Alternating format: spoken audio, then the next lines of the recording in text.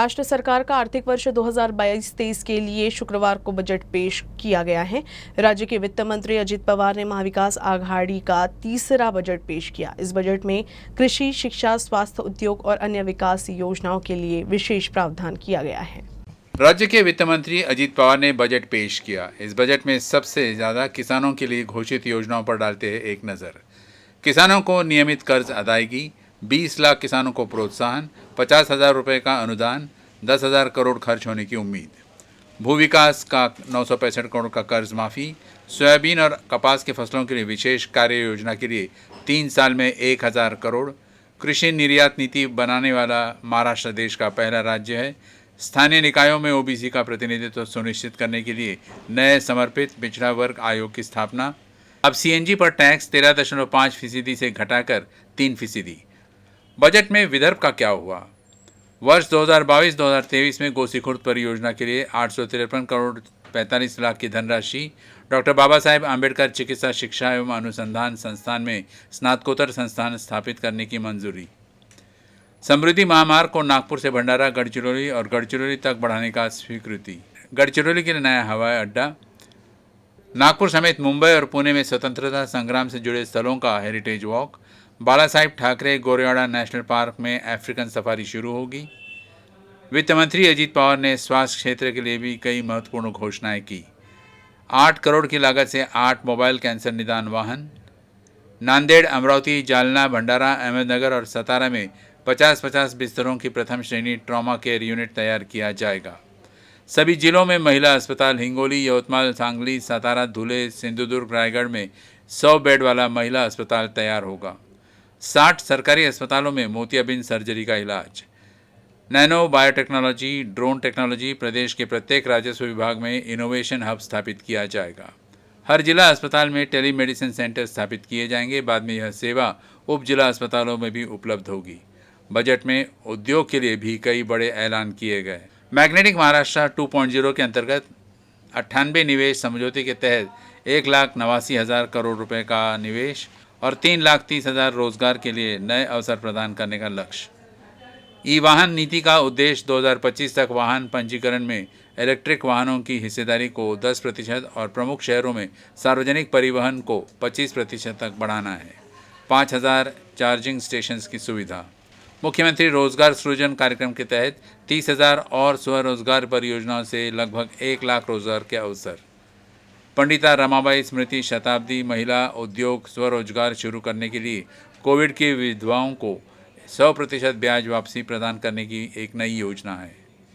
वाशिम, चंद्रपुर और यवतमाल में सौर ऊर्जा संयंत्र स्थापित होगा। राज्य में 2,500 मेगावाट सौर ऊर्जा पार्क तैयार किया जाएगा। पंजाब विधानसभा चुनाव में आम आदमी पार्टी को मिली जबरदस्त सफलता से पार्टी के कार्यकर्ताओं में नया उत्साह और जोश आ गया है। अमरावती जिले के चांदपुर रेलवे शहर में आप कार्यकर्ताओं ने पंजाब में मिली जीत पर जोरदार जल्लोष किया। आम आदमी पार्टी ने दिल्ली के बाद अब पंजाब में भी बड़ी जीत हासिल की है। विधानसभा चुनाव में 3/4 से भी अधिक मत जीतकर पंजाब में सरकार बनाने जा रही आम आदमी पार्टी की इस सफलता से पार्टी के कार्यकर्ता काफी खुश है। किसी बड़े स्टार प्रचारक के नहीं होने के बावजूद आपने राजनीति में बड़ा कारनामा कर दिखाया है। आपकी इस जीत पर चांदपुर रेलवे शहर में जोरदार जल्लोष किया गया।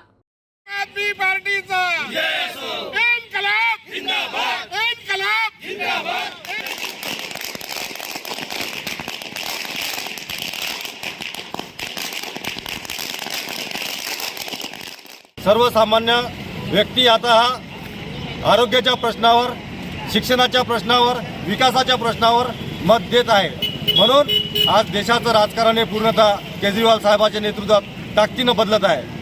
येत्या काही दिवसातच देशात आम आदमी पार्टीचा खूप मोठा विस्तार होण्याचा हे पाऊल आहे।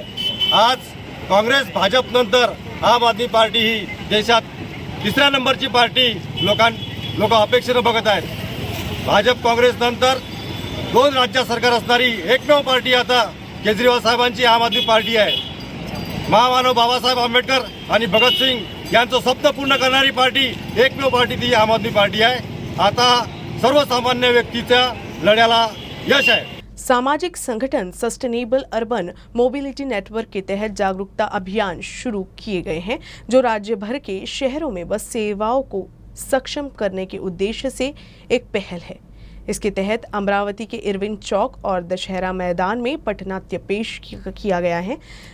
इस नाटक से ही सिटी बस को लेकर नागरिकों की अपेक्षाओं को जाना गया। कोरोना काल में सार्वजनिक परिवहन व्यवस्था चरमरा गई थी। उसके बाद धीरे धीरे स्थिति सामान्य हो रही थी कि एसटी महामंडल के कर्मचारियों ने हड़ताल शुरू कर दी। उसके बाद तो जो परेशानी हुई वो राज्य के किसी भी नागरिक के लिए अनजान नहीं है। इन्हीं सब परेशानियों के कारण लोगों ने निजी वाहन से निकलना शुरू किया, जिस कारण सड़क पर वाहनों की भीड़ बढ़ गई, जिससे प्रदूषण भी बढ़ने लगा। इसके समाधान के तौर पर सामाजिक संगठन सस्टेनेबल अर्बन मोबिलिटी नेटवर्क सार्वजनिक परिवहन व्यवस्था को मजबूत करने का प्रयास कर रहा है और इसके लिए पथनाट्य का सहारा लिया जा रहा है। परिसर संगठन द्वारा निर्देशित नाटक के माध्यम से बस सेवा को मजबूत बनाने का जोड़ दिया जा रहा है। इस पथनाट्य के माध्यम से सिटी बसों को लेकर लोगों की अपेक्षाओं को भी जाना जा रहा है। लेकरू जन्माल्यावर जेवढ्या लवकर आपण नाव ठेवायची घाई करतो ना, तेवढीच घाई आपल्याला असते की याच्यासाठी गाडी कोणती घ्या, पण या गायीनं आपलं भलं होणार नाही। पण भलं जर आपलं करायचं असेल तर एका गोष्टीनं होऊ शकते, एका चांगल्या निर्णयाने। आणि तो निर्णय एवढाच आहे की सर्वांनी मिळून सिटी बसचा वापर करावा। सरकारला विनंती आहे की कमीत कमी 1 लाख लोकसंख्येमागे 50 सिटी बस उपलब्ध करून द्यावे। या सगळा विचार आपण प्रत्येकापर्यंत पोहोचवा अशी विनंती करतो, कारण की सर्वांचं बरं आहे, म्हाताऱ्यांचं बरं, जवानांचं बरं, तरुण मुलं मुली सर्वांचं बरं आहे, हा विचार आपण सर्वांपर्यंत पोहोचवा अशी विनंती करतो। वहीं अमरावती शहर के 2 युवकों ने रैप के जरिए नागरिकों का मुद्दा उठाया। बसों की संख्या अमरावती की आबादी से कम है और सिटी बस की समस्याओं के बारे में बताया।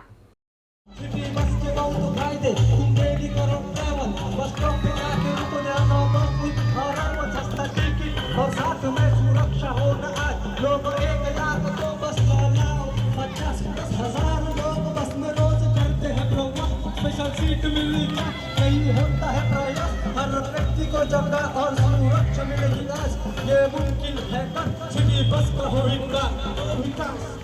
ये लंबी लंबी गाड़ियां मोटरसाइकिल का भी धुआं, ये जहरीला प्रदूषण शहर को करोगे ठंडा, की गाड़ियां मत पास फिर भी बस से करो प्रवास, क्योंकि हम न चाहते प्रदूषण चाहिए मेरा शहर हो भरा, इसलिए बस से करें प्रवास। सृष्टि बहुउद्देशीय युवा संगठन अकोला एवं शंकरलाल खंडेलवाल कॉलेज में मराठी विभाग की ओर से 13 मार्च को पहला राज्य स्तरीय महिला मराठी साहित्य सम्मेलन का आयोजन किया जाएगा।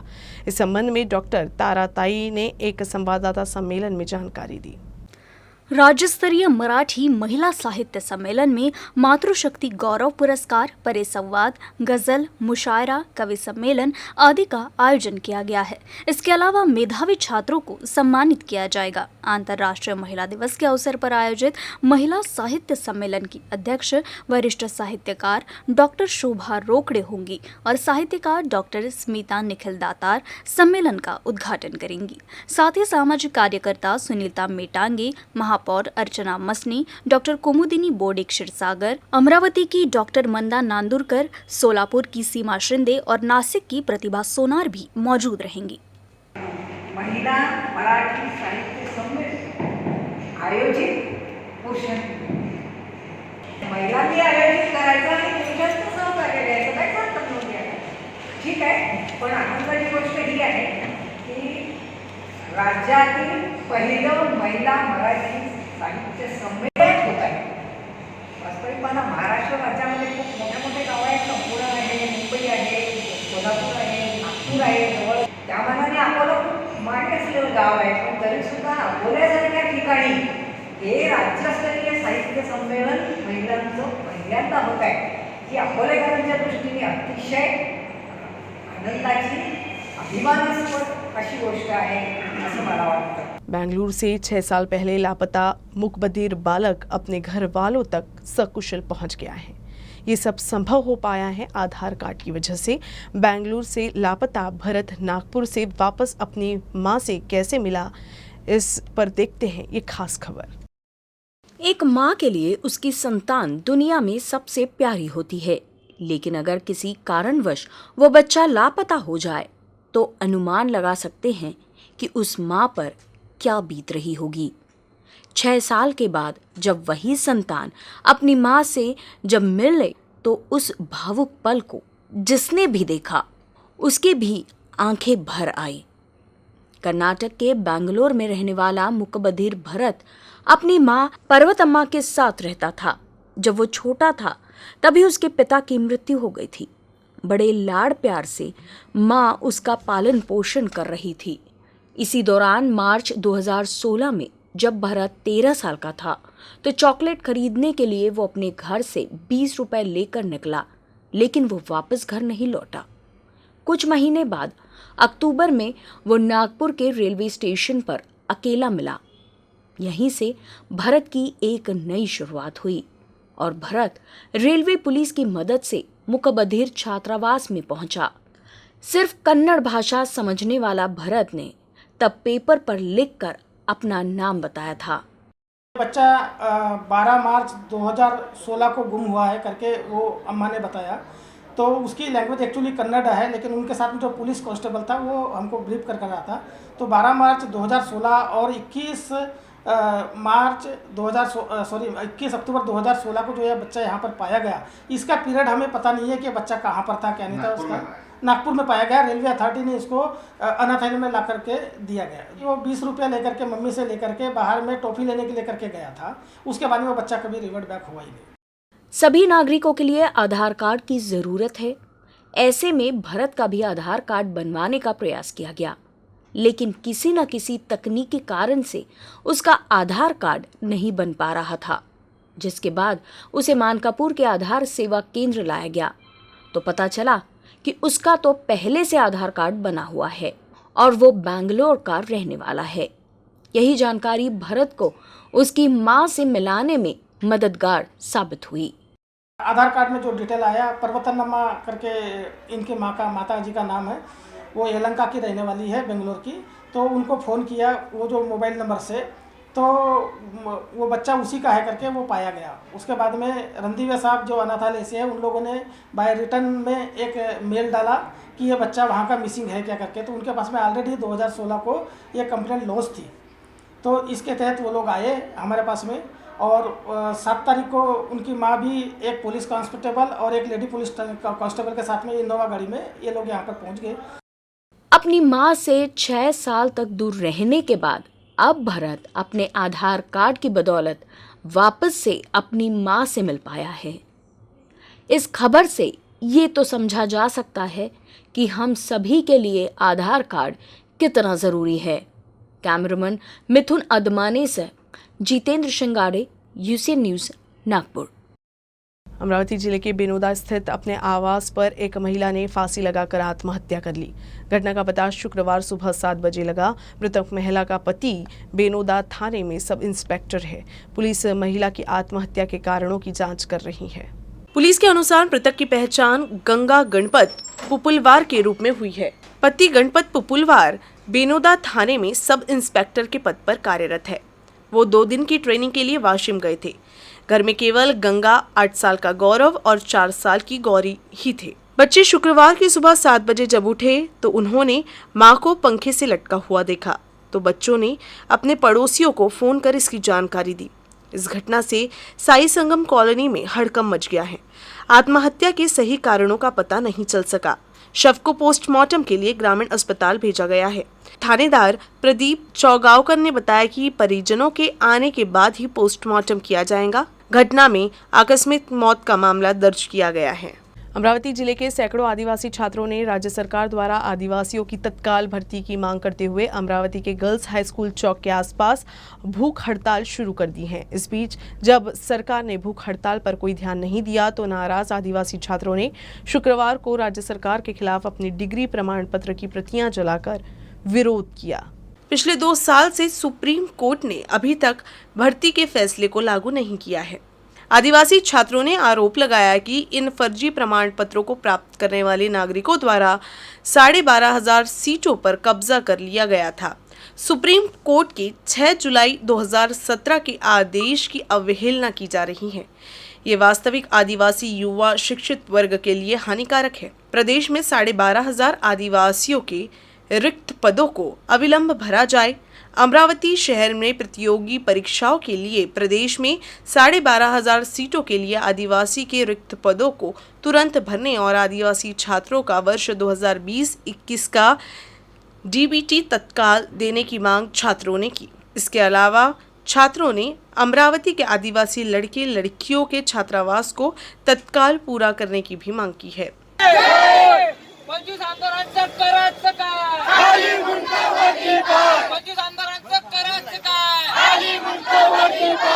रोज 2 दिवसाला 4 विद्यार्थी बसणार आहे, असे जिल्ह्यामध्ये 4,000 विद्यार्थी आहे। तर तुम्ही महाराष्ट्र सरकार आणि आमच्या प्रशासन यांनी थोडं लक्षात घ्यावं। 4,000 विद्यार्थी आणि 2 दिवस हे लक्षात घ्यावं। हे निरंतर चालणारा विषय आहे, कारण की जोपर्यंत आमचे हक्क आम्हाला मिळत नाही, आमच्या नोकऱ्या आम्हाला मिळत नाही, आमच्या मुलांचे डीबीटी आम्हाला मिळत नाही, आमचे वस्तू स्वतः आम्हाला जर मिळत नसेल तर आम्ही या प्रशासनाचा, या राज्य सरकारचा आम्ही निषेध करतो। पिछले 2 साल से कोरोना वायरस के प्रकोप के चलते सभी सामाजिक त्योहार को लॉकडाउन कर दिया गया है, लेकिन अब कोरोना वायरस के प्रकोप के बाद मेलघाट में आदिवासियों का धारनी शहर सहित यहाँ के सभी साप्ताहिक बाजार में रौनक बढ़ गई है।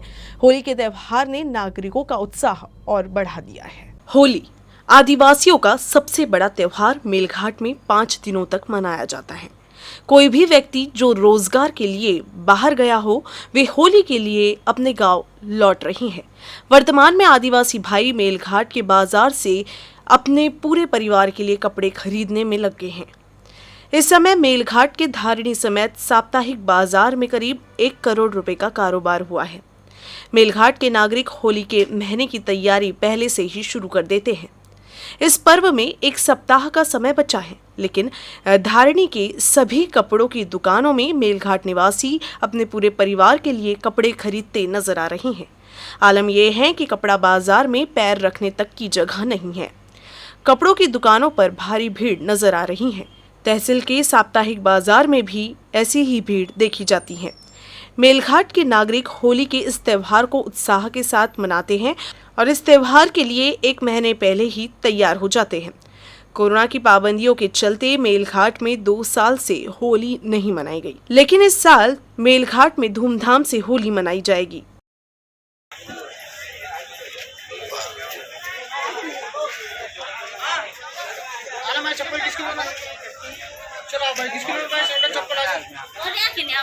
हमारे धारनी तालुके में आज तक के 2 साल से कोरोना था, उसके वजह से धंधे नहीं थे, इधर कार्यकाल भी नहीं था।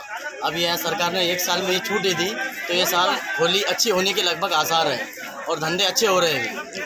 अच्छा, कितने का कपड़ा बिक सकता है 1 सप्ताह में? धारनी तालुके में कम से कम 1 करोड़ रुपए का कपड़ा बिक जाएगा ये हफ्ते में। साल जो 2 साल से कोरोना की वजह से धंधे में थोड़ी प्रॉब्लम होती थी, लेकिन ये साल थोड़ा अच्छा है। माहौल कोरोना की संकट है खत्म हो गया। ये साल थोड़ा धंधा दिख रहा है कि होगा इंशाल्लाह।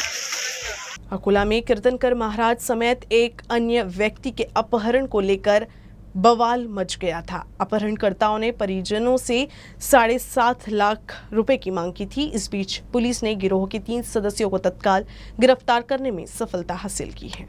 अकोला में कीर्तनकर महाराज का अपहरण कर लिया गया था और फिरौती की मांग करते हुए जान से मारने की धमकी दी थी। अपहरणकर्ताओं ने परिजनों से उन्हें छुड़वाने के लिए 7,50,000 रुपए की मांग की थी। अब इस मामले में पुलिस ने 3 आरोपियों को हिरासत में लिया है। पुलिस ने पृथ्वीराज गणेश सिंह चौहान उर्फ पप्पू ठाकुर, वेदांत राजेंद्र सावले और ऋषिकेश गजानन पातोड़ को गिरफ्तार किया है। आरोपियों ने कीर्तन वादक महाराज प्रशांत ढेंगले का अपहरण कर लिया था और उन्हें अकोला के आरटीओ क्षेत्र के एक खेत में ले गए। फिर उसे आंख में पट्टी बांधकर विद्युत कॉलोनी के एक कमरे में रख दिया गया। सूत्रों के मुताबिक माना जा रहा है कि वाशिम जिले के एक व्यक्ति ने तीनों को अपहरण का आदेश दिया था। ऋषिकेश हनुमंत डेंगळे यांनी त्यांचा भाऊ प्रशांत डेंगळे याचं अपहरण झाल्याबाबत, पैशासाठी अपहरण झाल्याबाबत ती तक्रार पोलीस स्टेशनला येऊन दिली। त्याच्यावरून गुन्हा नोंद करण्यात आला। गुन्हा नोंद करून आज रोजी त्यातील 3 आरोपीत यांना अटक करण्यात आलेली आहे आणि सध्या न्यायालयासमोर हजर करीत आहोत. यातील 1,50,000 खंडणी त्यांनी जे पैसे खंडणी घेतलेले आहे. खंडणी कशासाठी प्रकरण असं आहे की त्यांच्या मित्राचा या महाराजांनी काहीतरी पैसे घेतले होते वाशिमचे असं त्यांच्या म्हणण्यावरून समजत आहे तूर्त. पण फिर्यादीमध्ये जसं काय भाऊ वगैरे त्याचं त्यांनी काय सांगितलेलं नाही आणि ते पैसे वसूल करून द्यायचे असं मे बी प्रथमदर्शनी दिसतंय. त्याच्यावरून यांनी याच्या भावाला किडनॅप केलं होतं. बुल्ढाना के खामगांव में एसीबी ने कार्रवाई कर भूमि अभिलेख अधिकारी को 4,000 की रिश्वत लेते हुए गिरफ्तार किया है.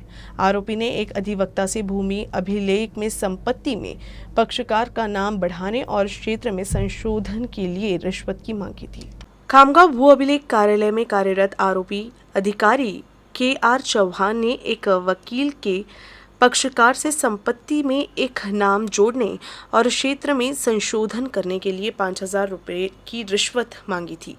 इस बीच एसीबी ने अधिकारी को 4,000 रुपये की रिश्वत लेते हुए रंगे हाथ पकड़ लिया और उसे गिरफ्तार कर लिया गया है.